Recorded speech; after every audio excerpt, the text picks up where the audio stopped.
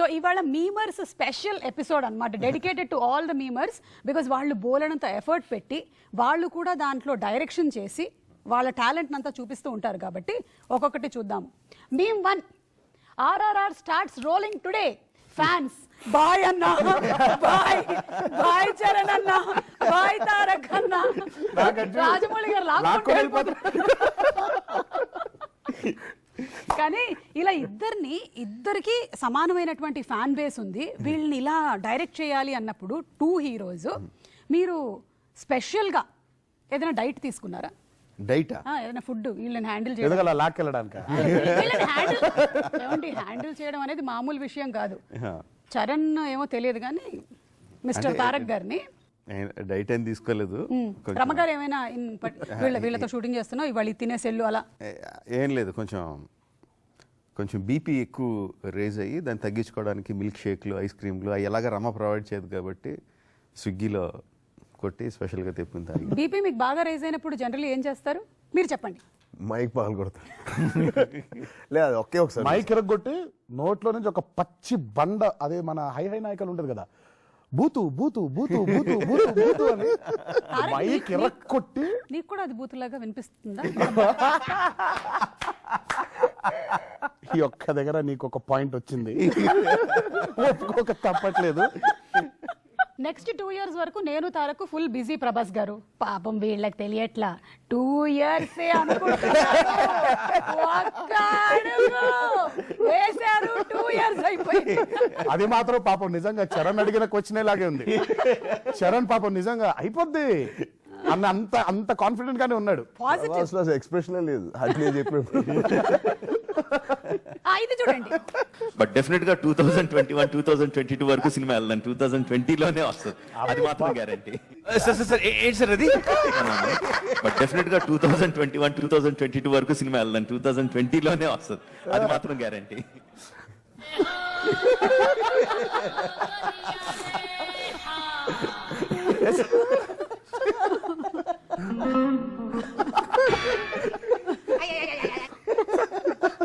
Finally 2020 నుంచి 2022 వరకు వచ్చింది.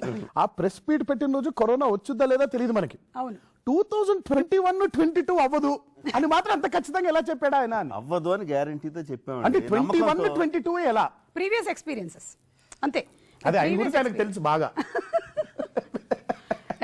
లేదు ఒక ఈగ, ఒక మర్యాద రామన్న, ఇవన్నీ ఎంత అండి? 6 months 6 నెలల ఈగ 2 ఏళ్ళు, మర్యాద రామన్న 6 నెలలు తీయాల్సింది 18 నెలలు.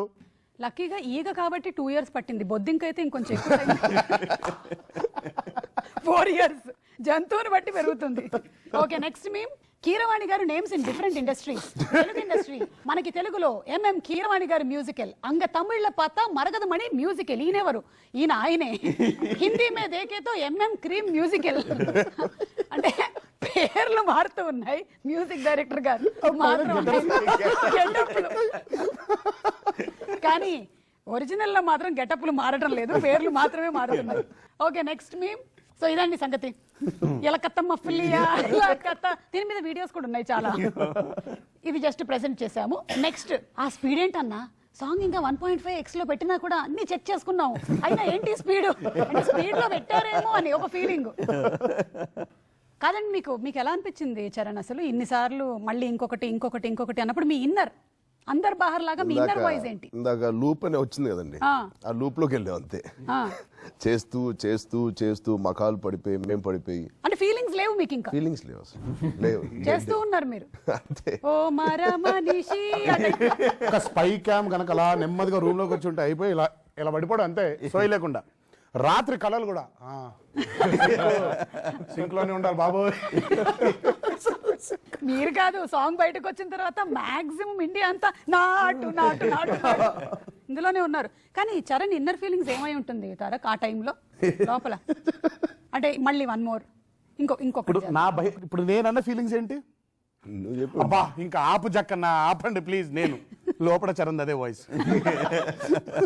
తారకం చూస్తా చెప్తాడని మీరు చెప్పరు, బయట కండం ఇలా మామూలుగా ఇలా చూసి అంటాడు కదా, జక్కన ఏంటిది ఏ వచ్చింది కదా బాగా అంటే నాతో వచ్చింది కదా బాగా జక్కన వచ్చింది కదా బాగా మీరు మాత్రం ఇలాగే నవ్వేస్తారు కదా, అంటే ఏం చెప్పినా ఇలా నవ్వేసి ఆ తర్వాత ఆ టైంలో నవ్వితే కొంచెం బీపీ రైజ్ అవుద్ది. ఓకే. నా జీవితంలో మాత్రం అసలు ఒక్కసారి అబ్బా ఆ మానిటర్ అది ఎక్కడుందో దాన్ని ఎరగొట్టేద్దాం అన్నంత ఫీలింగ్.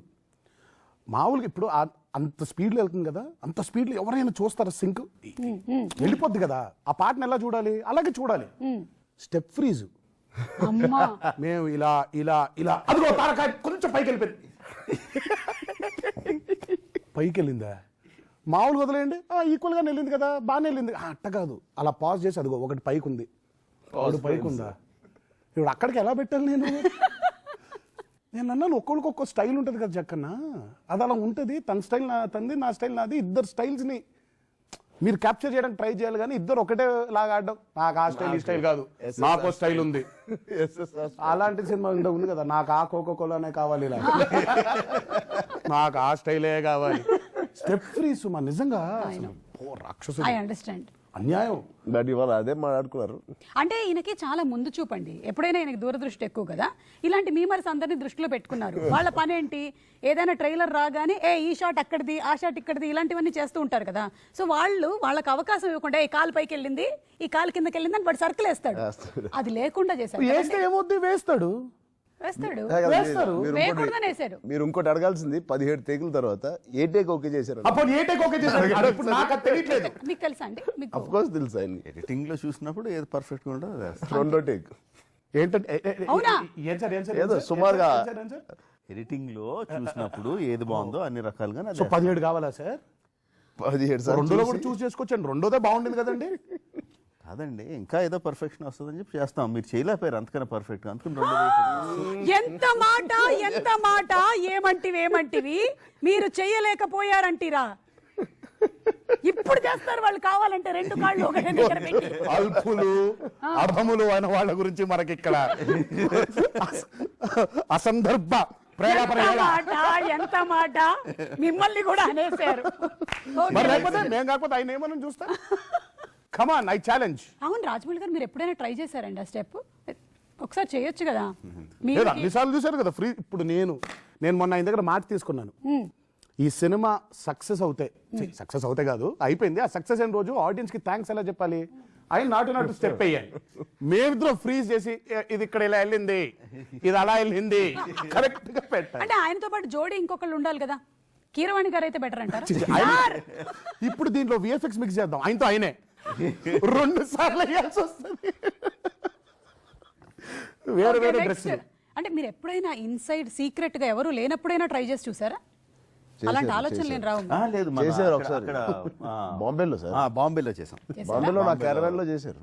సర్లేండి, ఎన్ని ప్రమోషన్స్ ఎక్కడెక్కడ తిరిగారు మీకు మాత్రం ఏం గుర్తుంది. ఓకే నెక్స్ట్, నీ సీన్ అయిపోయిందా? ఏంటైపోయేది, పొద్దున్నుంచి తీస్తానే ఉన్నాడు జక్కన. అయితే నేను గిల్లుతా, నువ్వు స్టార్ట్ చెయ్యి. ఎంతకి తెగించారా? ఇందులో జోక్ ఏం లేదు, ఇది నిజం. ఇందులో జోక్ లేదు, నవ్వడానికి ఇది మేము కాదు. ఇది మేము కాదు, ఇది కరెక్ట్ గా అంటే నాకు తెలిసి ఇది ఎవరో RRR టీమే క్రియేట్ చేసి ఉండొచ్చు కూడా. చెప్పలేము. గోస్ట్ మీమ్స్ అంటారు వీటిని. కార్తికేయ చేసి ఉంటాడు కూడా. ఇందులో నీ హస్తం ఉందా?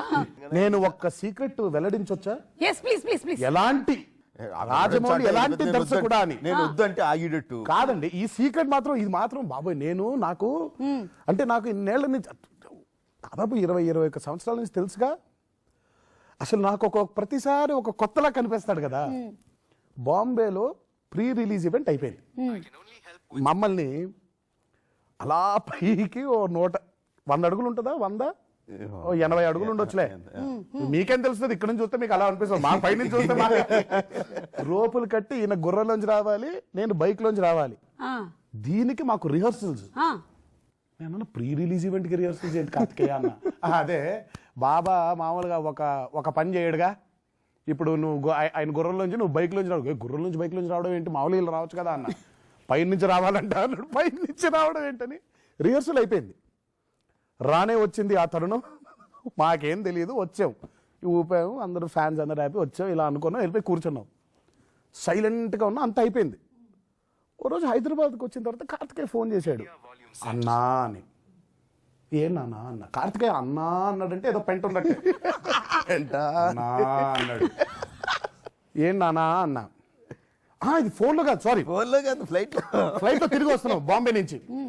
ఫ్లైట్లో తిరిగి వస్తుంటే ఇదే కాన్వర్సేషన్ కాదు అవుతుంది. లీడ్ అని చెప్పిన లీడ్లో షూటింగ్లో అసలు దీనికి ఏం సంబంధం లేకుండా షూటింగ్లో ఆ రోజు ప్యాకప్ చెప్పి అయిపోయిందని పంపించేస్తాం. తను వెళ్ళిపోతానికి అరే నాకు షార్ట్ అని గుర్తొస్తుంది. గుర్తే మళ్ళీ తారకం పిలువ అంటాను. వెళ్ళిపోతూ ఉంటాడు, ఎక్కడ పిలుస్తాడు, అందుకని మెసేజ్ పెడతాడు, అన్నా అని పెడతాడు. కొంచెం ఇది ఎలా అంటే రేపు ఆఫ్ అంటాడు.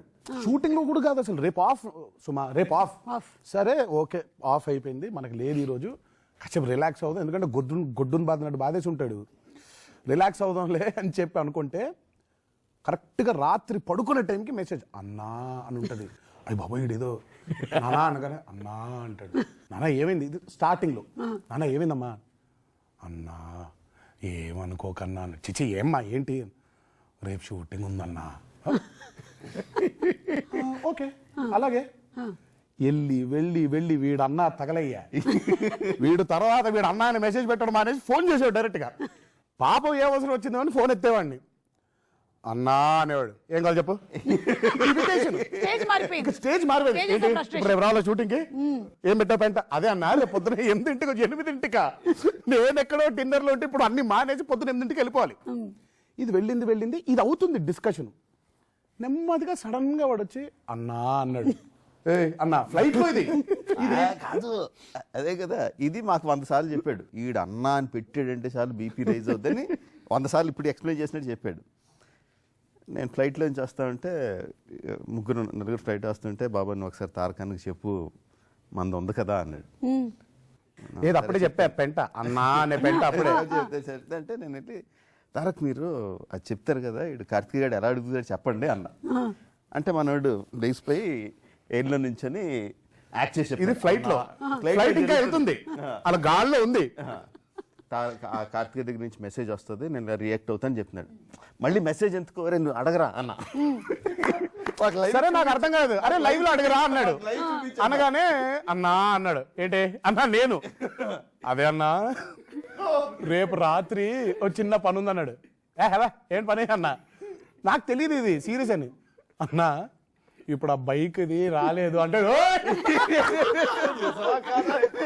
ఇది నిజం, జోక్ కాదు, ఇది నిజం. హైలైట్ ఏంటంటే సుమా, అక్కడ లైట్లు ఆన్ అవ్వలేదంట ఆయనకు కావాల్సినట్టుగా ఫైర్ వర్క్స్ ఆన్ అవ్వలేదంట. ఇరిటేషన్ వచ్చేసి బిలీవ్ ఇట్ ఆర్ నాట్, ఆ బైక్ గుర్రాన్ని బాంబే నుంచి హైదరాబాద్కి తెప్పించి అల్యూమినియం ఫ్యాక్టరీలో మళ్ళీ సెటప్ చేయించి, మళ్ళీ క్రేన్లు భారీ క్రేన్లు ఒక 2-3 తెప్పించి, వెనకాల స్ట్రోబ్ లైట్లని స్మోక్ అని ఒక మినీ ఈవెంట్ గ్రౌండ్ లా తయారు చేసి దాన్ని ఆ ఎంట్రీలు మళ్ళీ షూట్ చేశారు ఆయన. What you see in that pre release event is not the live entries we did, it is the reshot entry. నేనే ఇంకేం మాట్లాడతాం, దండం పెట్టేసా బాబోయ్ నీకో దండం.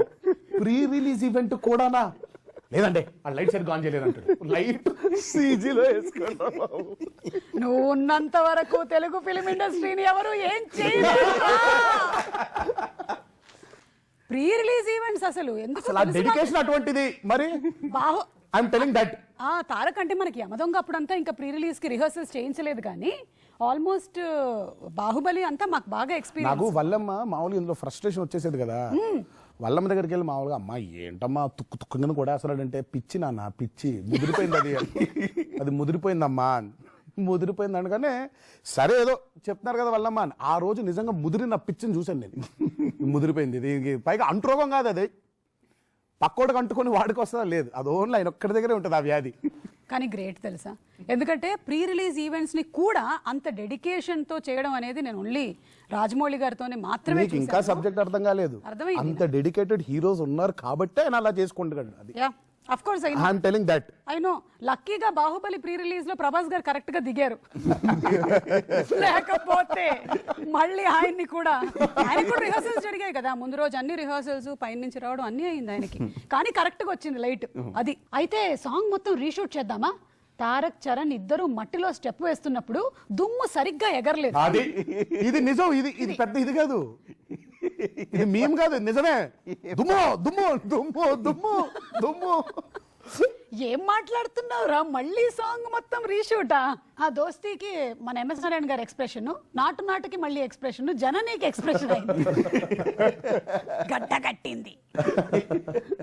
Okay next. జనవరి నెలలో పల్లవి చేస్తాం, ఓకే 6 నెలల తర్వాత జూన్లోనో జూలైలోనో చరణం చేస్తాం.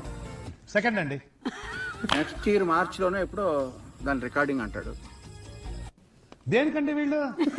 పల్లవి ఏంటో అసలు ఏ సినిమా కోసం పని చేస్తున్నామో అది ఎందుకోసం పర్పస్ మర్చిపోతాం.